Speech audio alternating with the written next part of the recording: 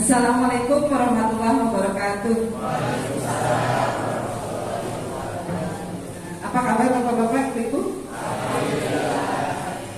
Kita baik ya. Kenal dengan saya dan beliau? Belum? Kan pernah ketemu. Ayo di mana? Di Puskesmas. Ya. Saya Usnaya, perawat Puskesmas bagian poli haji. Ini Dokter Desi. Ya, memang sehari-hari Dokter Desi di lantai 3. Yang biasanya ketemu sama Bapak Ibu Dokter Heni. Tapi beliau penanggung jawab program haji. Ya, yang akan memberikan materi hari ini tentang kesehatan haji. Sudah kenal sekarang? Oh iya, lupa ingat. Oh iya, benar-benar. Ya, waktu itu di Puskesmas. Oh lain ya. Ya, kalau di Puskesmas kan pakai baju seragam ya. Nah, di sini baju bebas. Jadi pamling ya, Bu. Iya, di Puskesmas pakai masker, di sini enggak ya. Oke, ya. Baik, kali ini saya dengan Dokter Desi akan memberikan penyuluhan tentang kesehatan haji khususnya ya. Karena kenapa? Kita perjalanan haji itu perjalanan ibadah yang memerlukan kondisi kesehatan fisik terutama. Ya, bagaimana tidak? Karena kita dari sini ke sana pun jauh. Harus naik pesawat. Di pesawat harus dijaga kesehatannya. Ya. Terus Bapak Ibu pun kemarin dites dulu kesehatannya ya. Ada yang berkali-kali ya ke rumah sakit ya. Mana yang HbA1c nya tinggi? Iya, berapa kali ke rumah sakit? Berkali-kali. Ibu Siti siapa? Romayati ya siapa? Yang sampai detik terakhir HbA1c nya tinggi. Nah itu ya. Jadi dari awal Bapak Ibu kita anjurkan dan disarankan dan diwajibkan untuk menjaga kesehatan. Di sana ngapain ibadahnya? Jalan, ya, iya kan? Keliling Ka'bah jalan nggak? Sa'i jalan nggak? Jalan. Kita kalau mau umroh harus jalan dulu nggak? Jalan, ngambil mikot, jalan dulu tuh, ya, ambil mikot. Begitu habis mikot, turun dari bis, jalan lagi nggak? Jalan lagi karena nggak langsung ke depan Ka'bah. Dari turun bis, berapa meter dulu, jalan dulu dari turun bis, ya. Udah nanti pun proses hajinya gitu. Kita berangkat ke Arafah, di Arafah pun kita harus jalan nanti. Mau lempar jumrah jalan dulu nggak? Jalan dulu, itu yang paling berat. Jadi memang kondisi fisik Bapak Ibu harus dipersiapkan dari sekarang. Ya, kebanyakan jemaah haji Indonesia itu lansia. Ya, dulu 2 tahun kemarin ramah lansia, 2 tahun yang lalu pun demikian. Nah sekarang karena seolah-olah kok kata Arab Saudi, kok Indonesia bawanya lansia ya ke sini gitu. Nah akhirnya sekarang diganti, bukan ramah lansia tapi ramah perempuan.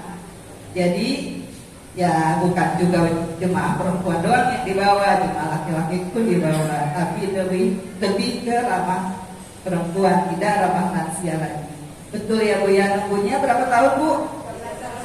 13 tahun. Tahun berapa Bapak Ibu daftar waktu itu? 2013. Oke, udah siap ya? Oke. Nah, kita dengarkan apa yang akan disampaikan oleh Dokter Desi. Nanti saya bagian terakhir, bagian kita senam-senam dikit, ya, senam peregangan menunggu. Kalau di perjalanan dari Indonesia ke Tanah Suci berapa jam? 8 sampai 9 jam. Yang di pesawat, ya. Kita dengarkan yuk. Kita simak ya. Silakan Dok. Santi akan memberikan materi pembinaan kesehatan haji. Assalamualaikum warahmatullahi wabarakatuh. Hari ini semoga kita berjalan lancar ya. Kita akan masuki Bapak Ibu para jamaah sebelum gede nanti saat mau keberangkatan. Nah ini dikatakan dari kesehatan masa tunggu untuk sebelum nanti Bapak Ibu akan dimasuk asrama Pondok Gede ya. Kita bilangnya ke embarkasi. Izin saya menginformasikan untuk kesehatan jamaah haji terutama Indonesia ya, kurang lebih sama. Di Malaysia juga seperti itu. Cuma untuk di Indonesia sendiri kita ada pemeriksaan kesehatannya yang sudah diatur oleh pemerintah, Kementerian Agama, Kementerian Kesehatan sebagai berikut. Bapak Ibu sudah masuk ke dalam pemeriksaan tahap kedua. Jadi kalau di Indonesia itu ada 3 pemeriksaan kalau mau berangkat haji. Yang pertama adalah ketika Bapak Ibu ingin mendaftar haji akan mendapatkan porsi, itu namanya tahap 1 yang akan daftar di puskesmas. Ya, nanti cuma diperiksanya biasanya tekanan darah sama HB. Dapatlah dari situ golongan darah ya. Dari situ baru dapat nomor porsi. Itu namanya tahap 1. Lalu lama lagi dipanggil belasan tahun. Kayak ibu ini tadi 2013, cuma rata-rata di laporan saya yang berangkat tahun ini mendaftar di tahun 2012 dan 2013. Ya, berapa tahun baru dipanggil lagi ke tahap 2? 15 tahun. 13. Nah, 13 tahun kemudian Bapak Ibu dipanggil lagi. Itu masuk namanya pemeriksaan tahap kedua. Ya, yang kemarin. Apa bedanya tahap 1, tahap 2? Tahap 1 itu adalah untuk dapat nomor porsi, tahap 2 adalah Bapak Ibu datanya masuk ke Kementerian Kesehatan lanjut ke Arab Saudi. Ya. Nah, untuk tahap kedua ini di puskesmas ada pemeriksaan 4 pemeriksaannya. Pertama kita anamnesa, lanjut itu nanti ada pemeriksaan kognitif, jiwa, sama pemeriksaan mental. Itu yang di puskesmas. Mungkin kalau Bapak Ibu ditanya jawab ya sama Dokter Henny ya.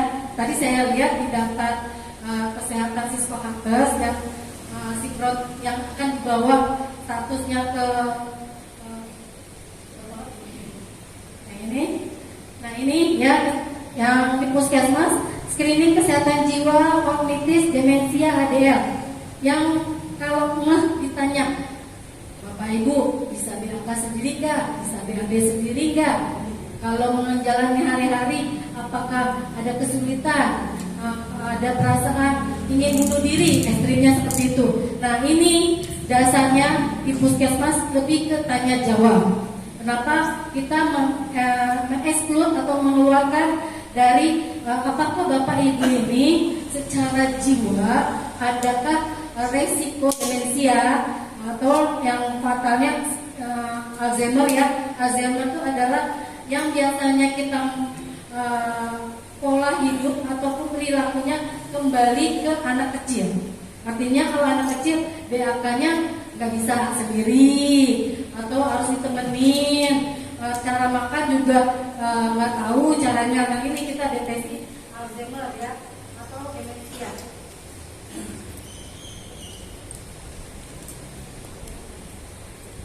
Lalu kita juga menilai kemandirian. Kenapa kemandirian diperiksa? Bapak Ibu kalau bisa tahu yang namanya haji itu adalah ibadah fisik.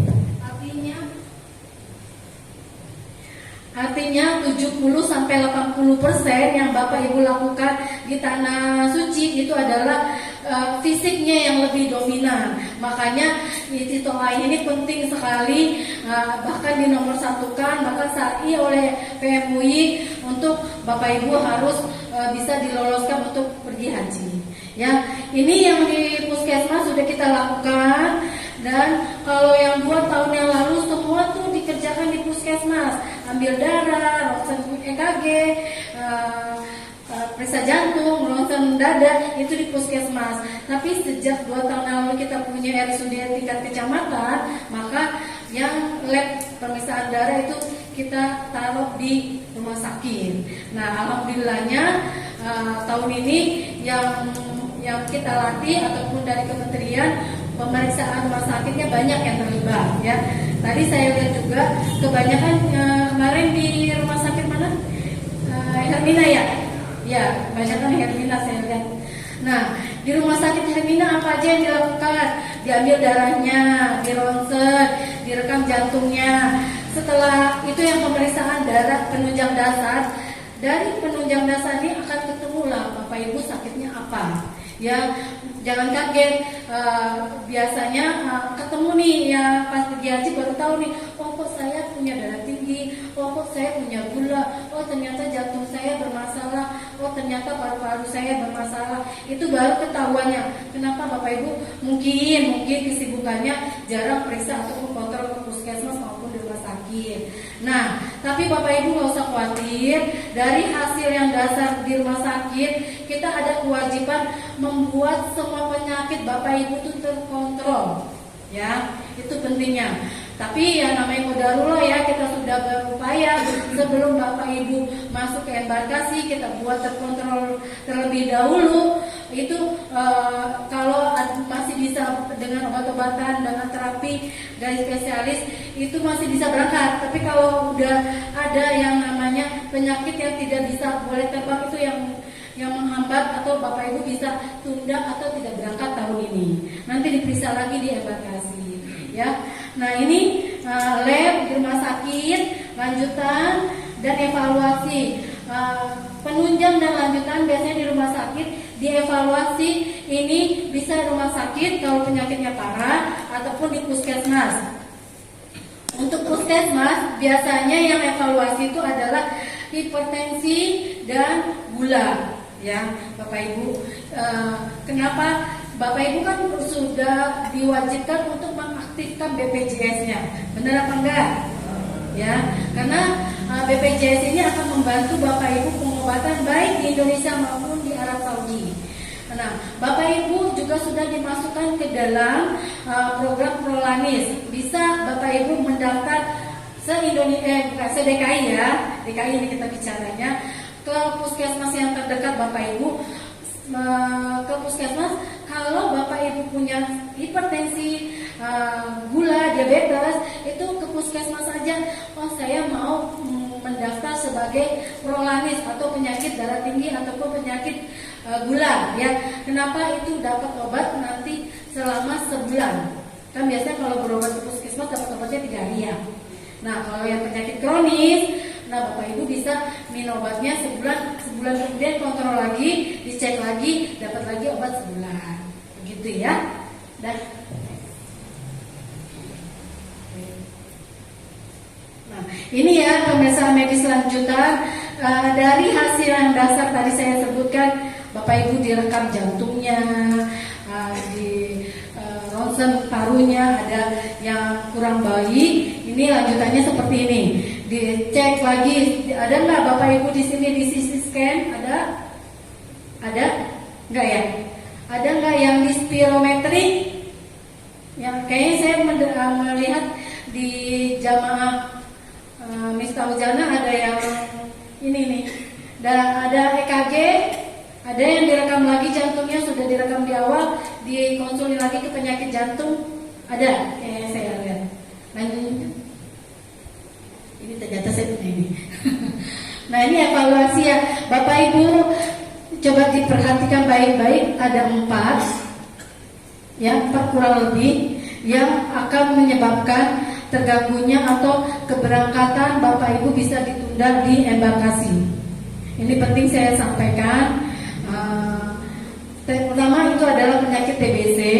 Kenapa TBC ini menjadi highlight kami dari puskesmas maupun kesehatan ya, bahwa penyakit TBC ini menular. Kan Bapak Ibu tahu sendiri ya, kalau namanya haji itu seluruh Indonesia berkumpul di satu tempat. Maka maka kalau yang satu ini tidak kita terkendalikan, akan menyebabkan penularan yang lainnya. Ya, itu kita mencegah. Dan ini kalau ketahuan di Arab Saudi, Bapak Ibu, ini ada kasusnya di kami, itu ditahan 6 bulan di Arab Saudi sampai sembuh, baru dia bisa terbang lagi ke Indonesia. Bayangkan, udah selesai berbulan-bulan baru dipulangkan. Ini ada kasusnya di kami di tahun sebelumnya, di 2014 sebelumnya ada ketemu sama pemerintah Arab Saudi, ini bisa ditahan. Ya, tapi Bapak Ibu, biasanya kita kucing-kucingan di sini nih sama petugas haji yang bersama Bapak Ibu. Tapi tetap Bapak Ibu harus dapat pengobatan 1 bulan. Dicek lagi 1 bulan apakah dahaknya itu sudah tidak menularkan. Ya, yang sakit TBC itu artinya adalah gak boleh putus sama sekali obatnya. Jadi nanti dari puskesmas, jadi dari puskesmas nanti akan dikasih obat yang selama sebulan diminum, dicek lagi. Kalau dahaknya negatif itu bisa berangkat. Tapi kalau ada positif itu bisa tunda ataupun tidak berangkat. 2 tahun kemarin ada yang TBC nggak berangkat ya. Lalu yang kedua adalah HbA1c. Bapak Ibu tahu HbA1c itu apa tandanya?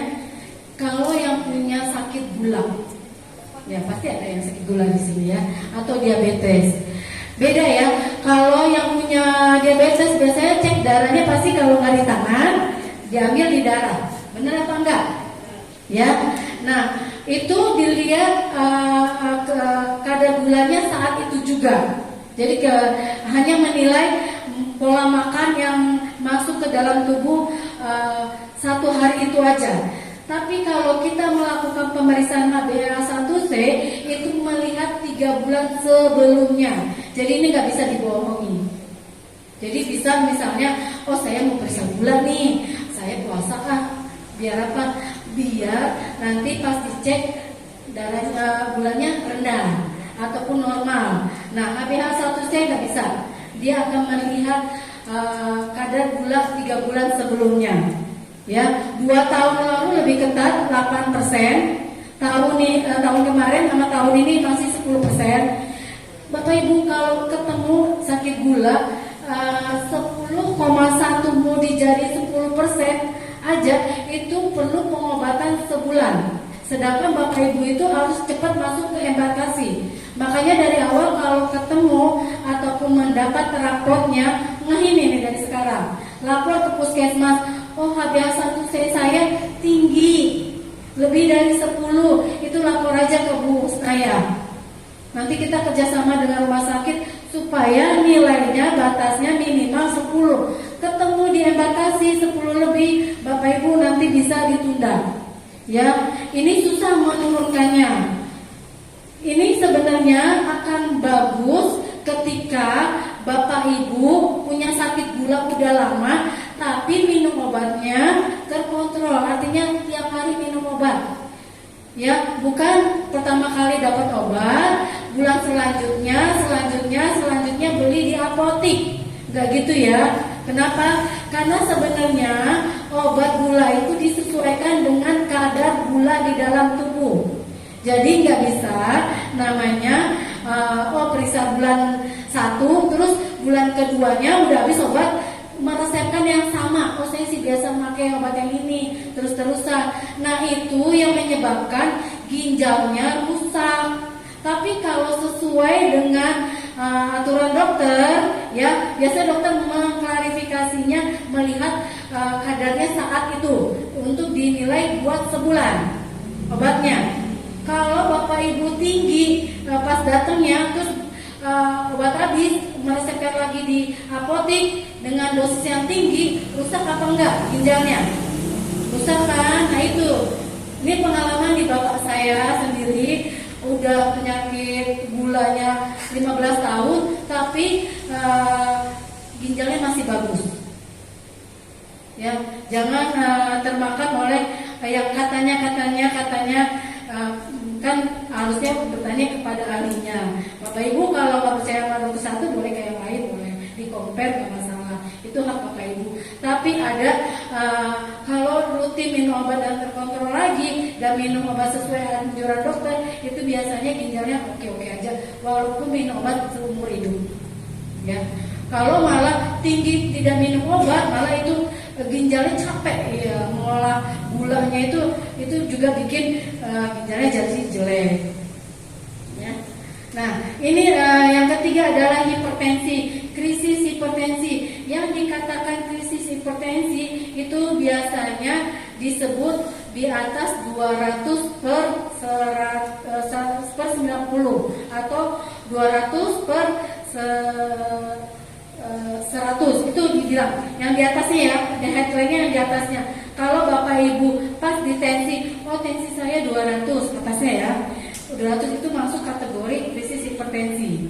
Ya, kalau 180, 190 itu masih grade kedua, di bawah 160 grade 1. Ya.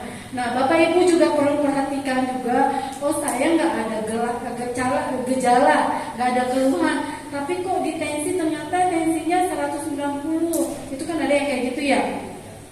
Kayaknya nggak ada pusing-pusing, nggak ada pegel-pegelnya, kok tensi saya tiba-tiba dicek 200, 180. Ini yang kayak gitu hati-hati ya bapak ibu, bukan nakut-nakutin. Terutama kalau ke kamar mandi ya, biasanya kalau dia tinggi tapi nggak ada gejala itu kita malah harus hati-hati. Malah yang harus kita ngeh kalau ada pusing, tekuknya tegang, itu warning buat tubuh. Jadi tubuh itu memberi sinyal gejala muncul. Tapi kalau tubuh tidak memberikan sinyal, itu malah harusnya hati-hati. Kenapa? Takutnya bapak ibu ketika kesandung atau jatuh pecah pembuluh darah. Itu yang menyebabkan, yang dikhawatirkan hipertensi adalah stroke.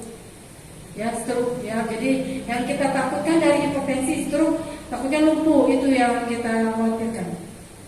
Lalu penderita patah tulang tungkai bawah, ini juga ya perlu dievaluasi di Embakasi, nanti di Pondok Gede, apakah dengan pendampingan masih oke, tapi kondisi yang dasar itu dia bisa melakukan aktivitas masih oke. Nih, Bapak Ibu juga ini istiqomah, alhamdulillahnya kita sudah pandangannya sama dengan Kementerian Agama dan Kesehatan, bahwasanya istiqomah itu nomor 1 penting. Dan ini dikuatkan juga oleh pernyataan MUI ya, bahwa seorang yang dinyatakan mampu bila sehat fisik dan mental untuk menempuh perjalanan dan melaksanakan ibadah haji. Ini sudah dikuatkan juga unsur sahih, karena penyakit yang menghalangi ibadah haji maka pelaksananya boleh ditunda atau dibadalkan. Ya, pemerintah memiliki wewenang untuk tidak mengizinkan calon jamaah haji melaksanakan ibadah haji karena alasan kesehatan berdasarkan pertimbangan syar'i dan medis. Dan ini selaras dengan pemerintah Arab Saudi yang tadi Bu Haja sudah sebutkan ya. Kita kemarin dapat protes juga dari Arab Saudi, kok ramah lansia, semua lansia Indonesia dimasukin ke Arab Saudi. Ya benar ya, antrinya lama ya. Ya. Nah itu, tahun ini kita slogannya adalah ramah wanita. Jadi nanti yang petugasnya juga banyak wanita yang dari Kemenaknya. Ini ya, ini ditunda. Dalilnya ada menderita penyakit yang berbahaya, tetapi berpeluang sembuh.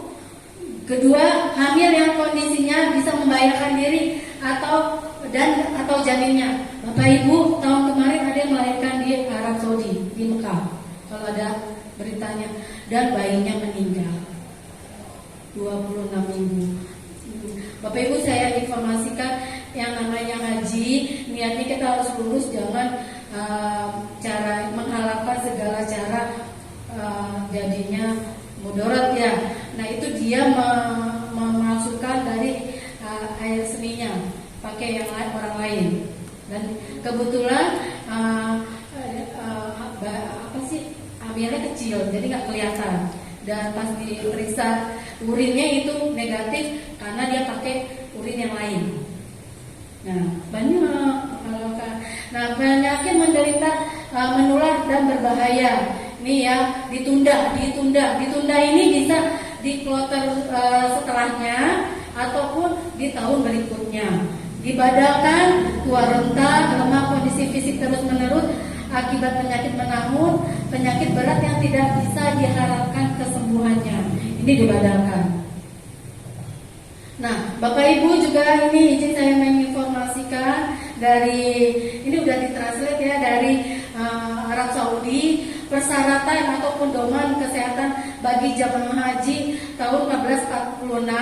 Makanya kita ini yang melatar belakangi harus berdirinya dari Kemenang melepaskan untuk urusan haji dengan umroh dan haji khusus ya, kementerian dari Arab Saudi. Ini loh penyakit yang nggak boleh ataupun harus di screening ketat oleh Indonesia. Kenapa harus di screening ketat oleh Indonesia? Rumah sakit di sana 50-60% yaitu yang banyaknya jamaah haji yang berobat ataupun dirawat inap. Sedangkan yang ke Arab Saudi kan negaranya macam-macam. Nah, 50-60% itu jamaah Indonesia. Ini menjadi fokus kita juga pemerintah, makanya tahun ini Kementerian Haji dan Umroh khusus untuk mengurusi haji. Nah, ini ya, gagal ginjal yang memerlukan HD atau peritoneal dialisis. Artinya adalah gagal ginjal yang perlu cuci darah, nggak bisa lagi. Kenapa sih gagal ginjal cuci darah itu? Dia kalau nggak cuci darah dia akan sesak, ataupun darahnya yang beredar di dalam tubuhnya menyebabkan menjadi racun buat dirinya dan mengganggu temannya ataupun pendamping ataupun di hotel tersebut. Ini nggak boleh berangkat, ya. Yang ada cuci darah. Tapi kalau gagal ginjal masih bisa. Tapi kalau pakai HD cuci darah tidak.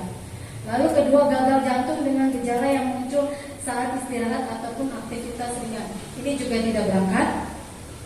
Makanya Bapak Ibu dicek, direkam jantungnya. Ya, ketiga, penyakit paru kronis yang memerlukan oksigen intermittent, artinya adalah dia bernapas butuh, nggak bisa lepas dari oksigen. Jadi bawa tabung oksigen terus. Zaman saya 2014 masih bisa. Ada yang cuci darah, saya bawa jamaahnya 2 orang, cuci darah 2 atau 3 orang. Itu ngantri di rumah sakit, bisa kita nginep antrian untuk cuci darah. Karena lumayan banyak yang jamaah Indonesia yang cuci darah. 2014 itu masih lolos, tapi 3 tahun ini udah nggak bisa lagi. Sirosis stadium lanjut, kalau Bapak Ibu ada orang nggak hamil, tapi perutnya buncit, terus kulitnya kuning, pucat, nah itu sirosis hati. Ya, ini juga bisa kita berangkatkan. Kenapa? Dia sesek, jalan 1 atau 2 langkah pun dia sesek. Sedangkan haji itu adalah ibadah fisik, dia mungkin bisa melakukan haji. Lalu yang kelima, penyakit neurologis dan psikologis berat. Bapak Ibu dapat berita kemarin yang lompat dari Ka'bah, yang bunuh diri, nah itu depresi, itu nggak boleh juga berangkat haji. Waktu zaman saya ada yang gangguan jiwa juga. Jadi di Indonesia dia normal karena minum obat ya. Tiba-tiba di sana nggak minum obat tanpa memberitahukan. Akhirnya apa? Dia nggak mau keluar kamar hotel. Yang suami istri ya, ada tua renta. Yang sakit itu bapaknya itu nggak mau ketemu orang. Sedangkan kalau di hotel itu kan banyak orang ya. Jadi mengkhususkan 2 ini, dan istrinya jadi nggak ibadah juga karena suaminya benar-benar nggak membolehkan dia keluar. Nah itu kan jadinya susah ya, susah juga buat KBH-nya. Nah ini kita nggak boleh sebenarnya di kesehatan, tapi kita sediakan nanti ruangan, kan namanya qadarullah ya, nggak tahu ya, kita udah screeningnya sedemikian rupa tapi masih kecolongan. Kita biasanya ada rumah sakit di sana yang KKI ya, yang pemerintah Pemda DKI buat itu kementerian bukan DKI saja, lantai atas kita kosongkan ruangan untuk buat ini, tapi jangan buat direkom karena kalau ketahuan ini nggak boleh. Bapak Ibu perlu diketahui juga kalau ketemu laskar dengan gangguan ini itu langsung ditahan, dimasukkan ke poli jiwa atau rumah sakit jiwa, dia sampai sembuh baru bisa balik ke tanah air. Sama ya kasusnya kayak PGC tadi. Ini penuaan disertai demensianya yang kita khawatirkan yaitu dia pola pikirnya atau tindak lakunya seperti bayi lagi, nggak tahu cara makan, dia pikun. Nah ini kita juga nggak boleh berangkat. Ketujuh, kehamilan 3 bulan terakhir ataupun kehamilan berisiko pada semua tahap. Ini yang kemarin kita ketemu penyakit menular aktif ini seperti TBC, kanker yang sedang menjalani kemoterapi ini juga nggak boleh. Nah ini ya yang tadi sebelumnya ini dasar-dasar suratnya dari pemerintah Arab Saudi kita translate menjadi Indonesia yang tadi saya sebutkan. Nah ini Bapak Ibu perlu saya informasikan kenapa sih kita nih harus sedemikian rupa memeriksakan yang saya sebutkan 70-80%-nya itu namanya ibadah fisik ya. Dapat dilihat nih di sini nih. Ini jarak dari terminal. Bapak Ibu kan nanti dapat hotelnya bukan yang di pelantaran haji ya, karena itu banyak ya, biasanya ada yang di Misfala dan sebagainya, itu agak jauh ya dari Mekahnya ke Ka'bahnya.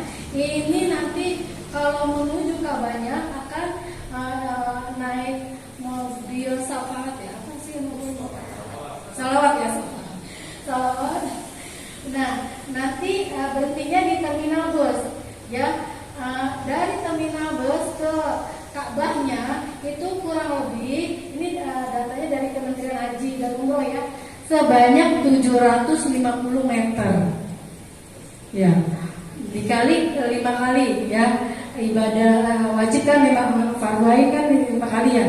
Nah, pulang hotel, balik lagi, pulang 750 meter. Bapak Ibu, saya ingin himbau, mulailah saat ini kalau mau ke Indomaret, ke pasar, jalan kaki, jangan naik motor. Ya, pagi-pagi subuh-subuh jalan, biar nggak kaget di sananya. Ya, itu. Nah, lalu tawaf, Bapak Ibu, tawaf 7 putaran 1,6 kilo. Ya, sekali. Berapa kali akan Bapak Ibu tawaf nanti? Hitung aja 40 hari ya. Lalu sa'i 7 kali 3 kilo. 3 kilo. Ya, 3 kilo. Lalu jarak dari terowongan ini yang di Mina ya. Terowongan aja ke lempar jumrohnya, belum lempar jumroh nih, baru masuk ke pintunya dari tenda ke jamaratnya itu 2 kilo, pulang pergi 5,3 kilo. Ya, lanjut lagi ini di Masjid Nabawi. Kalau Bapak Ibu dapat gelombang 1, artinya ke Madinah dulu ya. Kalau gelombang 2 kan ke Mekah dulu, hajian dulu. Tapi kalau gelombang 1 itu nanti ke Madinah, Bapak Ibu akan dapat hotelnya ada zonanya. Ada di zona 1, zona 2, zona 3. Kalau di zona 1 itu ke Masjid Nabawinya kurang dari 300 meter, deket ya. Kalau zona 2 300 sampai 500 meter. Zona 3 lebih dari 500 meter. Ini saya ingatkan, kalau nanti di embarkasi Bapak Ibu dapat gelangnya canggih loh sekarang. Kalau udah baca beritanya, jangan dihilangin ya, karena itu ada GPS-nya, ada status kesehatannya, keren, ya, jangan dihilangin. Nah ini Bapak Ibu nanti akan dapat rapot kesehatan yang akan link ke data kesehatan Bapak Ibu di tanah air yang kita lakukan pemeriksaan. Nah, kalau yang punya penyakit kronis atau resiko tinggi, saya ulangi lagi, nanti di embarkasi di Pondok Gede saat dikasih gelang akan disebutkan Bapak Ibu punya resiko tinggi, ya. Ini bukan nakutin ya, ini lebih ke warning terhadap diri sendiri. Mohon kalau dapat gelombang 1 jangan ngejalin arba'in. Karena Bapak Ibu kan fokus untuk kajian, ya, yang fardunya, ya. Kalau ini kan sunnah arba'in. Kalau Bapak Ibu fokus arba'in, nanti yang kajiannya tepar, capek. Jadi jangan dilihat tetangganya, oh tetangga itu dia arba'in. Bapak Ibu setiap satu orang dengan orang lain beda kondisinya. Yang tahu Bapak Ibu sendiri. Jangan memaksakan yang sunnahnya, tapi yang wajibnya hajinya banget itu malah nanti terkendala. Dan ingat juga kalau yang punya gula ya, jalan kakinya nggak pakai sendal, melepuh kakinya kalau yang punya gula. Kenapa? Sensori saraf di kakinya itu yang punya gula itu nggak sensitif lagi. Jadi dia kalau nyeri itu rasa-rasanya tuh udah berkurang, tiba-tiba udah melepuh aja. Ini kejadian di saya bawa jamaah dia melepuh, susah nyembuhinya. Ya, sensitif terhadap rasa nyerinya tuh udah rendah. Jadi dia akan memaksakan, tahu-tahu di hotel melepuh kakinya, diperban sama kita. Sedangkan waktu mau hajian mau cepat, kan jadinya dia terhambat kan, sayang banget itu. Ya ini ya, ini nggak saya larang, tapi nanti KBI-nya mohon ditengok yang untuk resiko tinggi, kalau bisa arba'in, tapi kalau tidak bisa, mohon kiranya jangan diajak, ya. Ya, nanti kan kita kan haji kan udah waktunya ya, kalau diarba'in kan bisa, nanti di umroh juga bisa, ya. Nah ini Bapak Ibu data yang sudah masuk di kami, yang akan Bapak Ibu bawa nanti di Arab Saudi. Nih sampai data ini akan ada 14 hari setelah tiba di Arab Saudi tiba di Indonesia pun 14 hari. Ini masih kita tengok ini statusnya ya. Ini kebanyakan tadi saya lihat untuk misal jana diperiksa Pak Dokter ini. Nih saya lihat ini penyakitnya saya alhamdulillah nih ada yang sehat, ada yang DM ya, gula, hipertensi, hiperkolesterol, juga ada nih kurangin makanan enak aja ini, banyakin sayur, hipertensi banyak nih. Nih, ya. Ini ada yang baru juga kayaknya udah bagus ya. Ya. Nah, ini hipertensi blind spot S. Ini blindness spot S. Oke. Ya, ini ya penyakitnya yang oleh jamaah Mistaujana. Nah, ini materi inti hari ini saya hadir hari ini sebenarnya adalah dalam rangka pembinaan kesehatan masa tunggu sebelum berangkat ke embarkasi. Nah, Bapak Ibu, kenapa sih kesehatan jamaah haji itu penting? Ya, ini sengaja saya tunggu masa minggunya lama, daftarnya dari TK. Ya, kalau ada duit nih Bapak Ibu, kalau punya anak nih Ibu tadi cerita ya, daftarin aja umur 12 sampai 13 tahun udah boleh nih.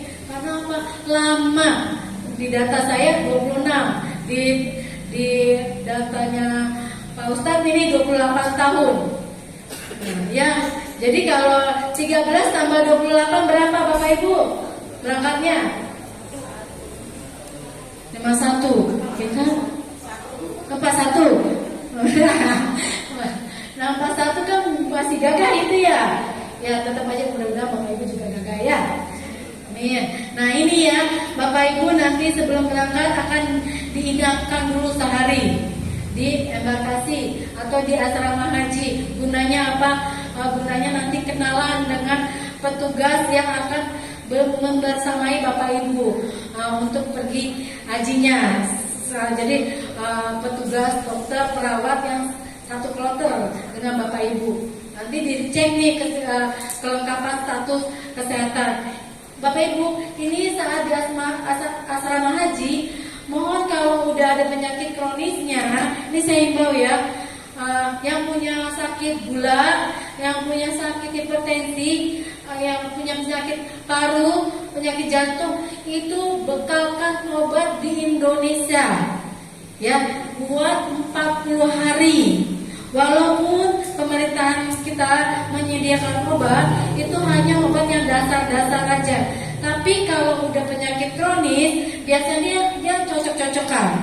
Jadi nggak apa-apa effortnya Bapak Ibu untuk kelancaran ibadah haji, bawa dari Indonesia. Di sana beli obat yang mahal, di sini murah. Ya, bawa bekalkan 40 hari, bukan dari puskesmas ya. Ya, kalau puskesmas Bapak Ibu masuk dulu, kalau punya penyakit gula sama hipertensi masuk dulu, nanti daftar ke Bu saya program Prolanis. Itu bisa kita kasih 30 hari. Tapi kan saran saya tadi 40 hari ya. Jadi 10 harinya Bapak Ibu tetap beli. Ya. Paham ya? Jadi nanti di Pondok Gede jangan lagi nggak bawa obat. Nanti saya diteleponin itu, kok jamaahnya nggak dibawain obat, kok nggak dikasih tahu obat. Ternyata jamaahnya salah resepsi. Dia cuma menulis aja obatnya, tapi obatnya nggak dibawa.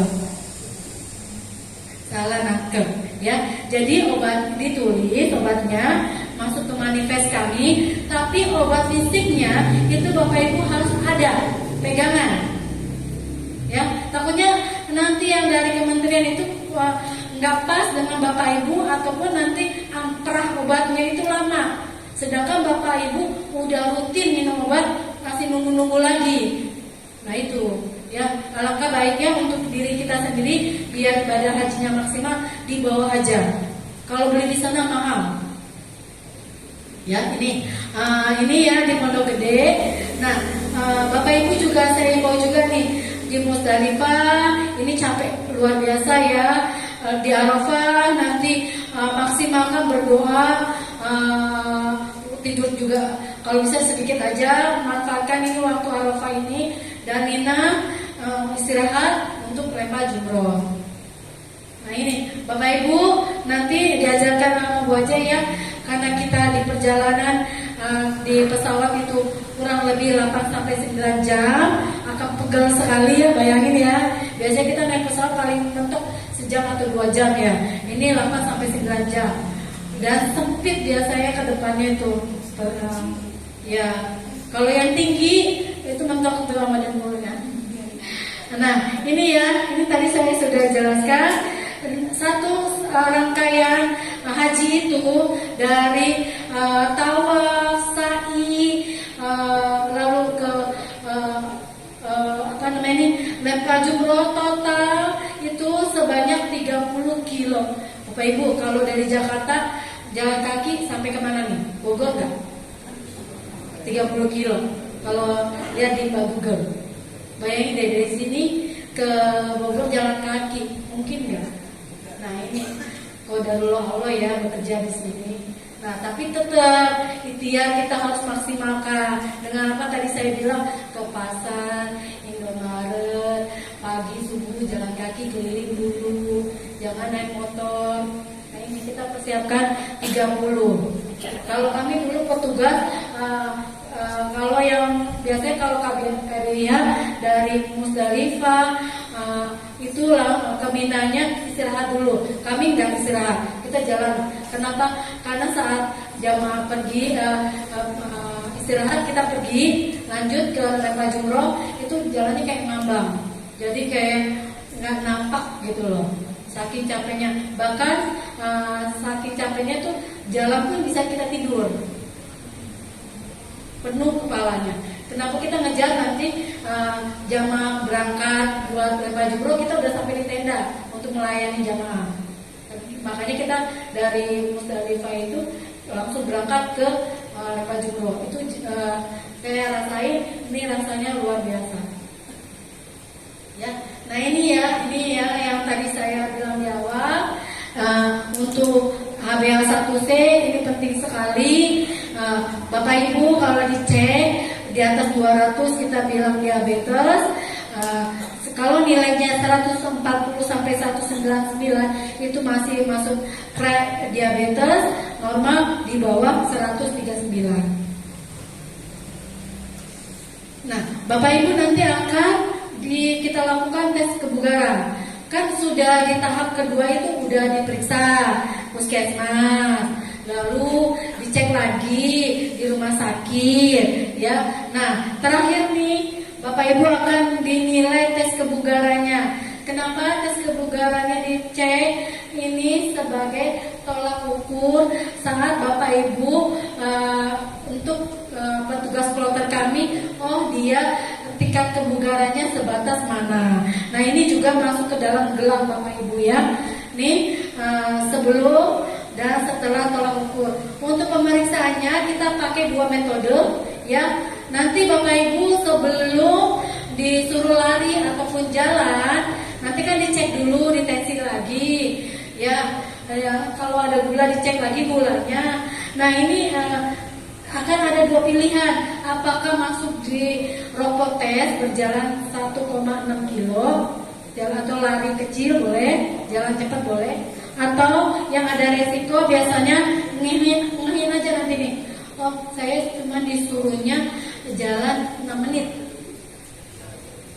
Ya, ini biasa lansia risiko tinggi atau tensinya tinggi. Nah, saya himbau juga, Bapak Ibu udah dapat jadwalnya? Sudah? Yang punya darah tinggi, gula, minum obat malamnya. Kalau aturan minumnya pagi, sebelum berangkat untuk tes kebugaran, diminum dulu paginya. Jangan sampai skip minum obatnya. Ya. Kalau punya darah tinggi, malamnya saya harus minum obat darah tinggi atau paginya. Termasuk gula juga kayak gitu. Ya, biar nanti ketemu tensi nggak langsung tinggi banget itu tensinya. Bener apa enggak? Iya kan? Enggak ada darah tinggi, tapi ketemu tensi pasti tinggi.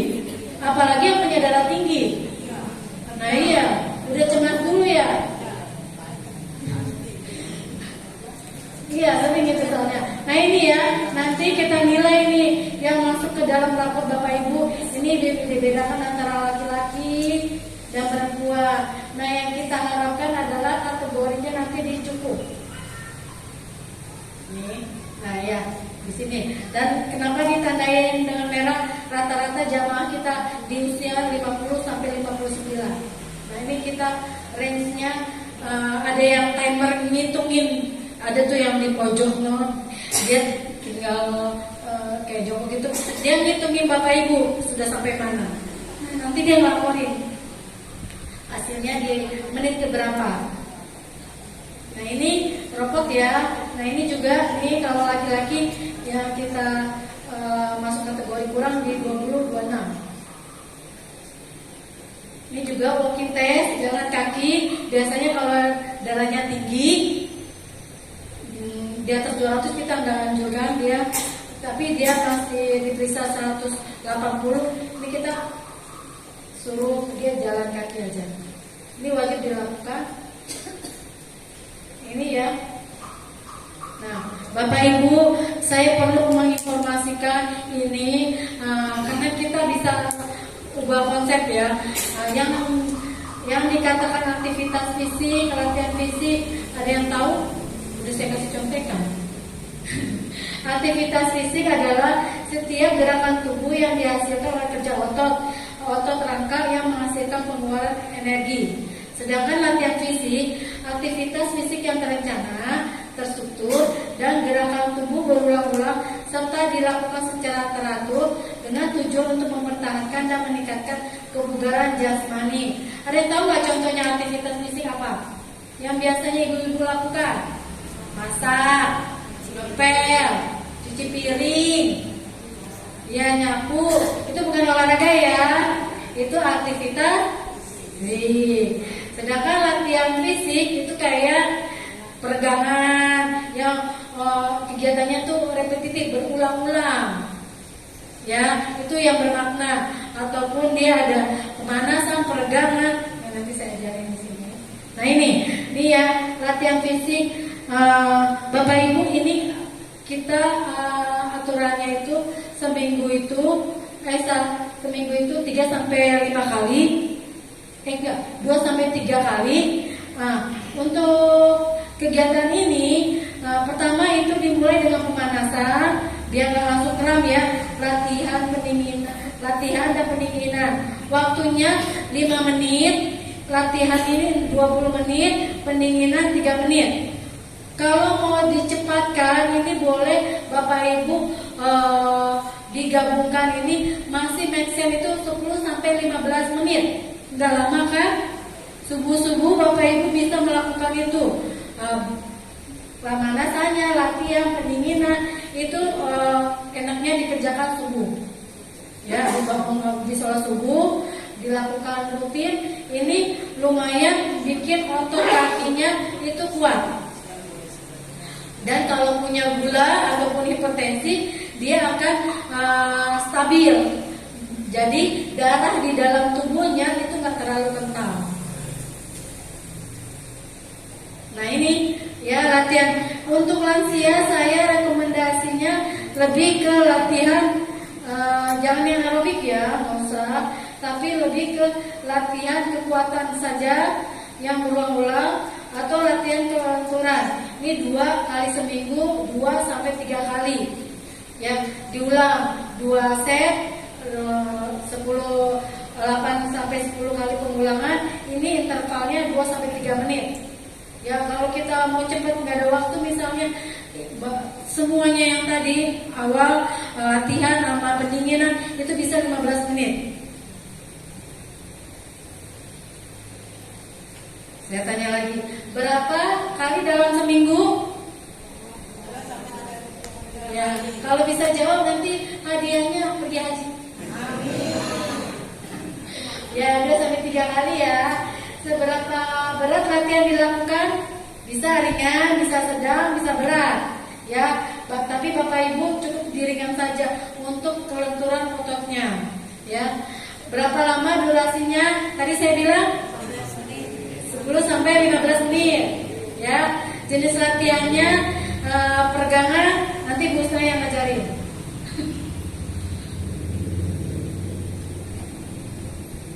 Nah ini ya, nah ini yang membedakan antara aktivitas fisik yang tadi saya bilang.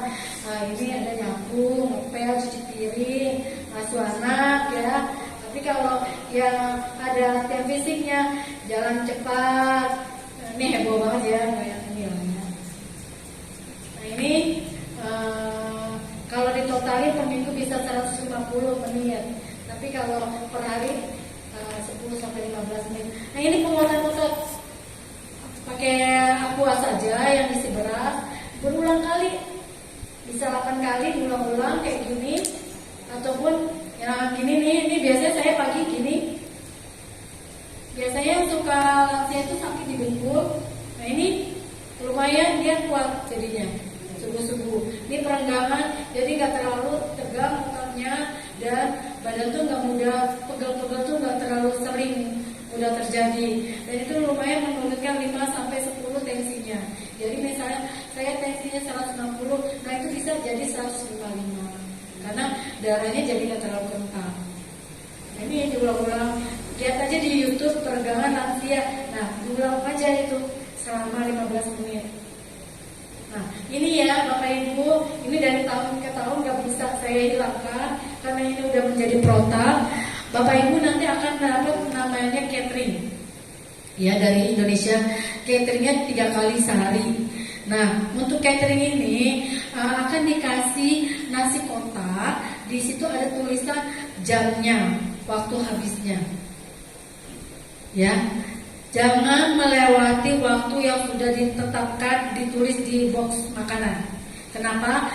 Di Arab Saudi itu kelembabannya tinggi, memudahkan makanan cepat basi.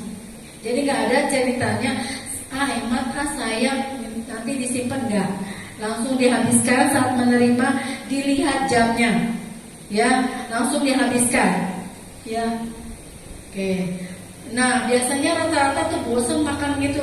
Bapak Ibu di sana kan apa yang kita ucapkan tuh menjadi iya ya.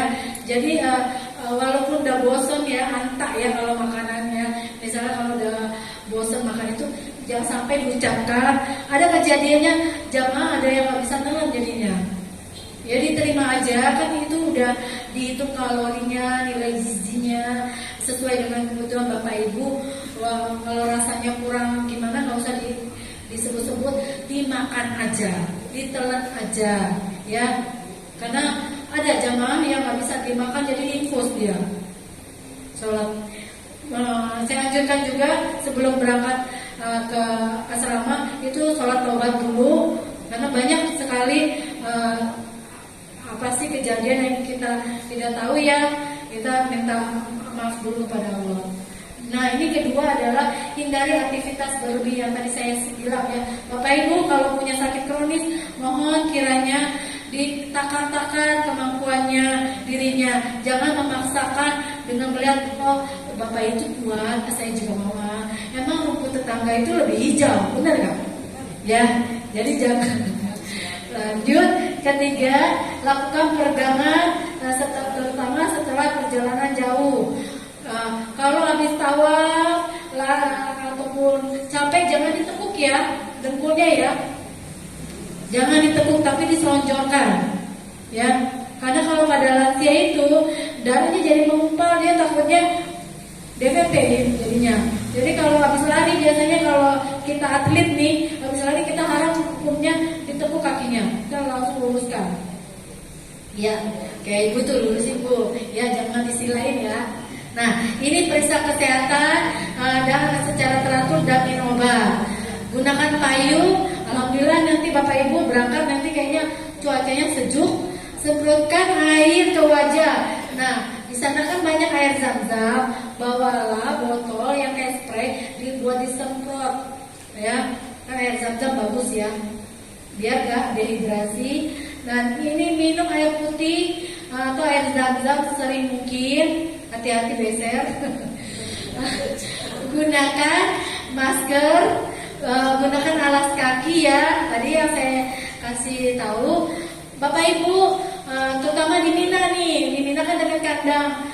Di Afrikanya sih, di orang Afrikanya itu ada kalau kebagian dengan peternakan unta tuh kadang-kadang Indonesia kan nyari-nyari ya. Itu ada unta di sana, jalan kita foto. Selfie.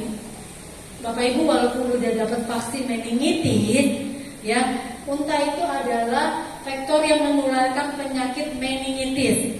Bapak Ibu nanti divaksin meningitis, ya, udah di meningitis udah merasa jago, foto.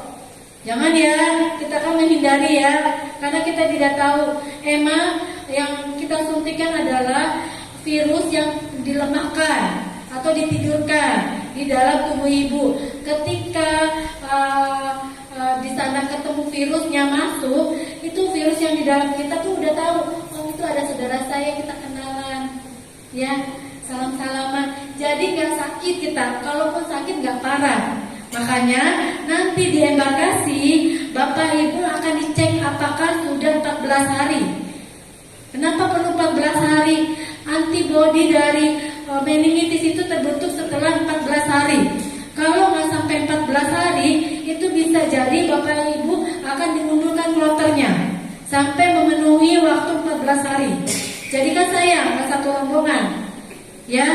Nah, kembali ke unta tadi, jangan selfie ya, walaupun kita udah divaksin, selfie, air liurnya, untanya bersin, kena kita, kena meningitis. Beda ya.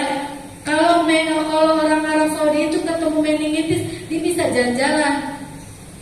Di tubuhnya banyak virus meningitis, dia masih bisa makan di pinggir jalan. Lah kalau kita kena meningitis, masuk ICU. Kenapa? Karena bedanya seperti perumpamaan Bapak Ibu kena tipes. Kalau di Indonesia tipes masih bisa jalan-jalan kan? Nah, kenapa? Itu udah endemis di negara kita. Sedangkan di Arab Saudi penyakit meningitis itu endemis buat penduduk dia. Kita jarang ada, kalau sampai ada meningitis di sini kita bikin KLB namanya, kejadian luar biasa. Karena itu import dari penyakit. Makanya Bapak Ibu 14 hari ketemu di Arab Saudi, di Indonesia, kita masih mantau. Oh, apakah Bapak Ibu membawa penyakit dari Arab Saudi?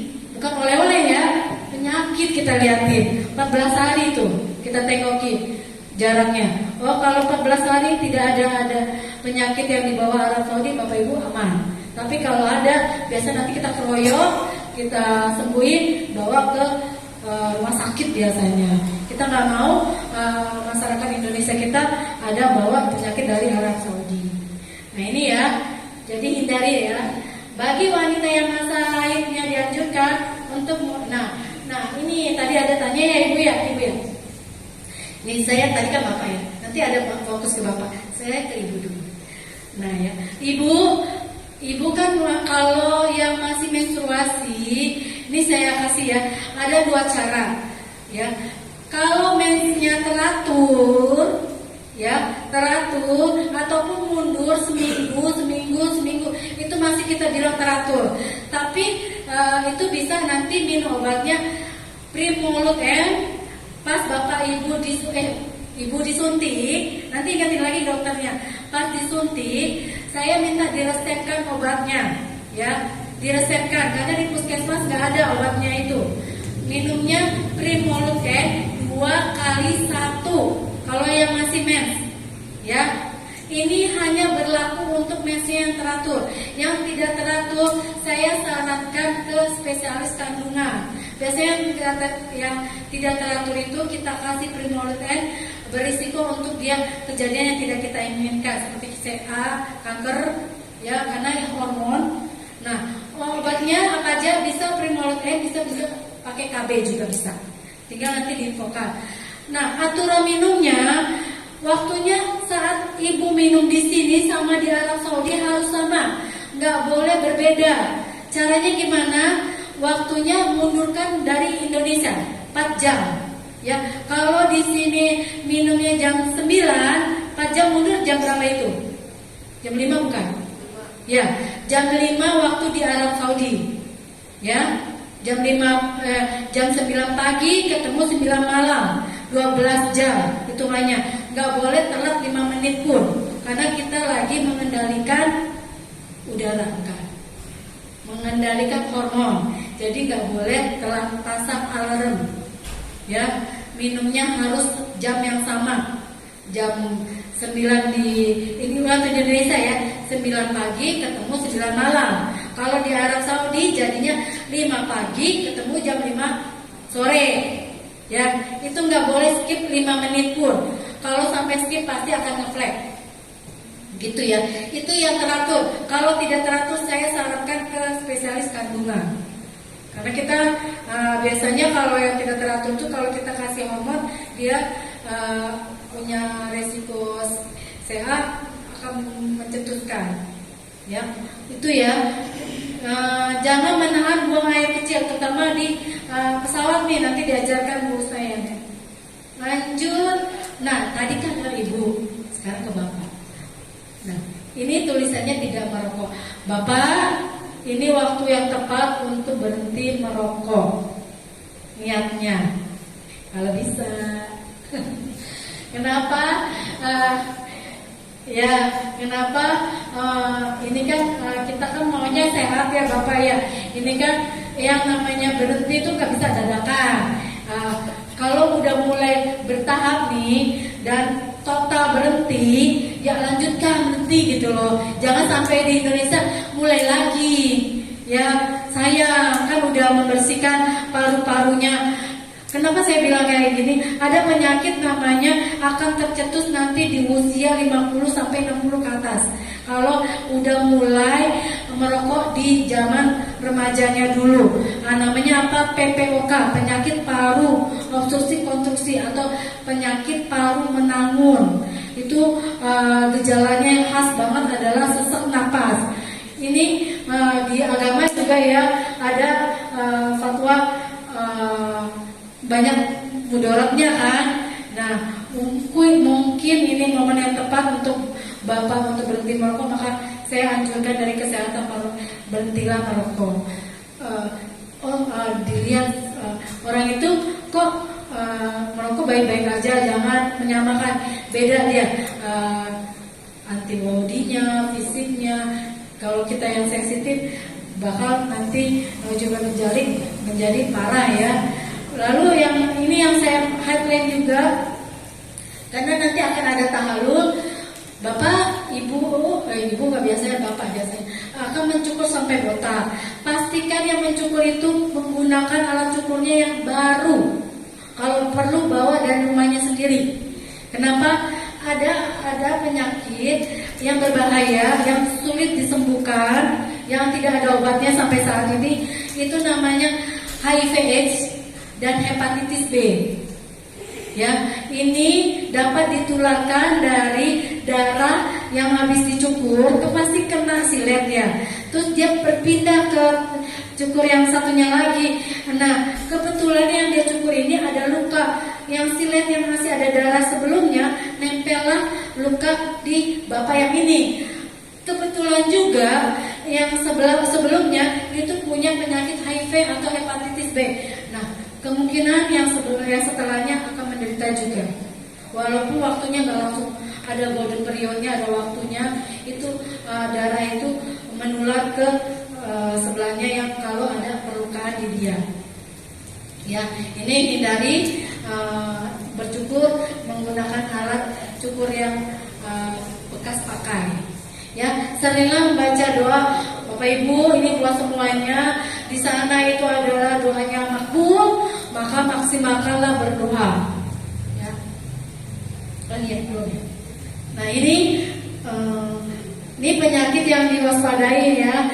Pertama itu adalah DM, hipertensi, tadi saya sudah katakan, jantung, penyakit paru menahun, gangguan stres, ispa, diare. Ini saya headline diare pada lansia.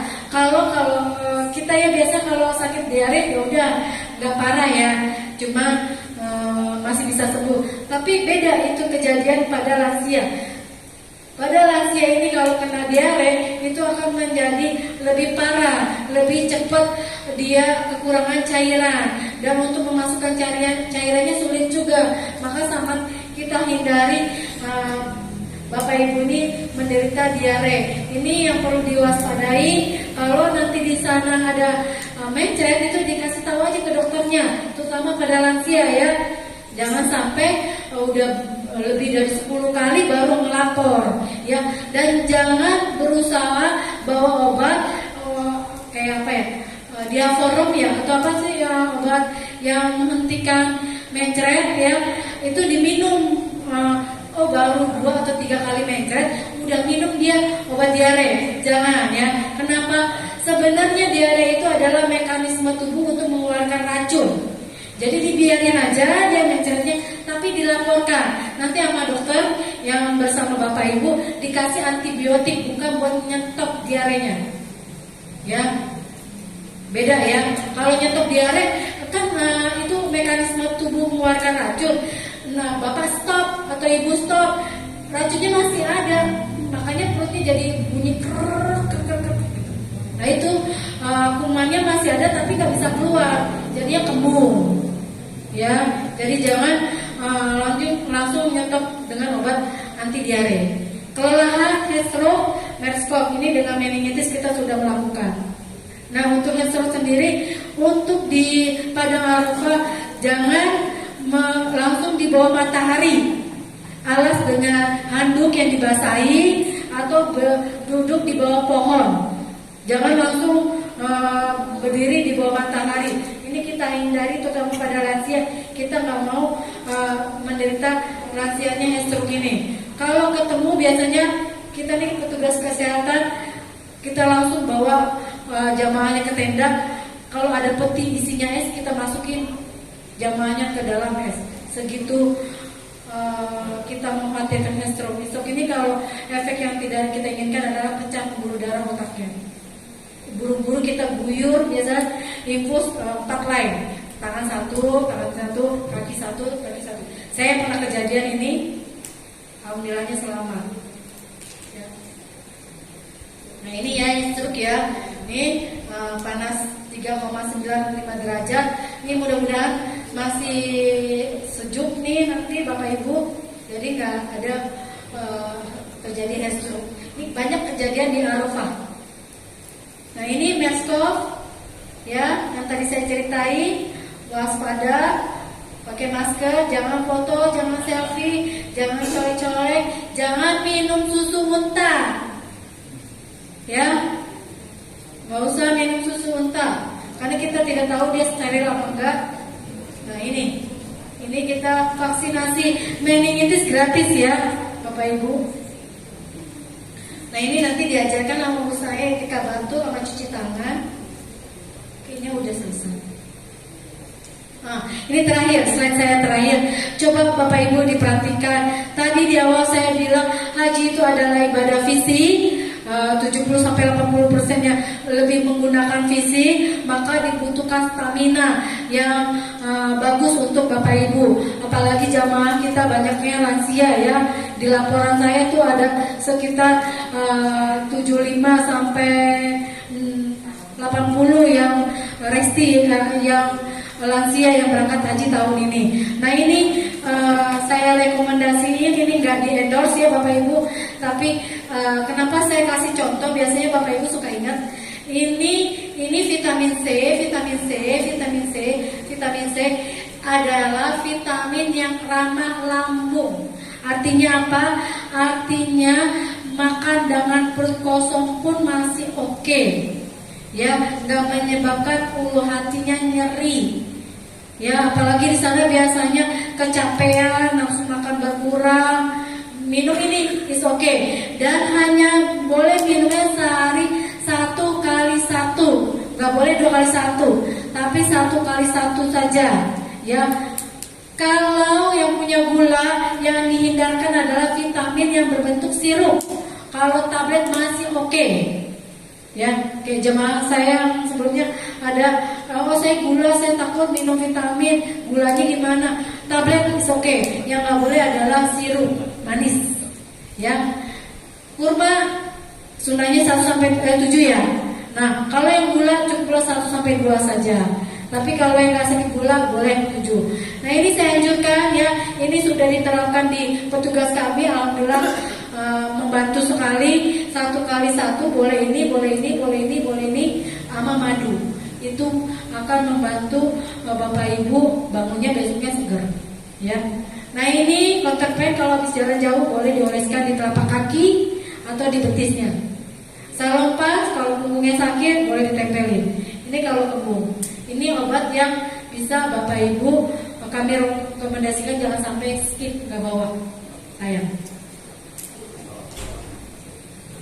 Nah ini ya slide terakhir. Ini di mana Bapak Ibu kalau ada yang tahu? Mina, siapa yang jawab tadi? Siapa yang tadi jawab? Berangkat haji Pak. Ya ini di Mina ya. Ini dia sakit jantung nih. Kenapa sakit jantung? Kalau kita baringkan dia tambah sesak. Kita infus, kita kasih oksigen. Maunya kita cakep ya tempatnya ya. Tapi apa daya, itu manusia banyak di situ, pengunjungnya banyak. Jadi kayak gini bentuknya. Ini zaman lalu sih ya, kalau enggak ya. Nah ini di mana, ada yang tahu? Di mana? Jamarat ya, tempat jumroh ya. Gini nih, jam 7, jam 6 Bapak Ibu berangkat. Biasanya kan dari Musdalifah itu istirahat dulu, jamaah baru berangkat paginya. Atau jam 5 nih ngumpul ya. Sini. Resikonya adalah ginjal-ginjal. Tuh biasanya dorong-dorongan. Ya, ini lempar jumroh yang 3,5 kilo yang saya bilang, jalan di sini kayak ngambang, sampai capeknya jalan aja kayak tidur, mau tidur, saking ngantuk. Nah ini, oh ya saya terakhir titip, ini adalah di Musdalifah. Bapak Ibu kalau di Musdalifah ambil batu kan ya, jangan ngobrol ya, langsung gunakan waktunya tidur. Gak bisa tidur, meremin aja. Ya, istirahat. Karena kita nggak tahu apakah di Minanya langsung berangkat yang Pak Jumroh atau istirahat. Tapi gunakanlah, manfaatkanlah waktu di Musdalifah untuk tidur. Jangan ngobrol, ya. Nah ini di Mina yang pulang dari Pak Jumroh. Nah Bapak Ibu kami tunggu semuanya pulangnya. Berapa jamaahnya Pak Ustaz? 47. Iya 47. Kita tunggu 47 juga tiba di tanah air dalam keadaan sehat walafiat. Ya. Oke, ini yang bisa saya sampaikan. Kalau ada salah kata, mohon dimaafkan. Saya akhiri bila itu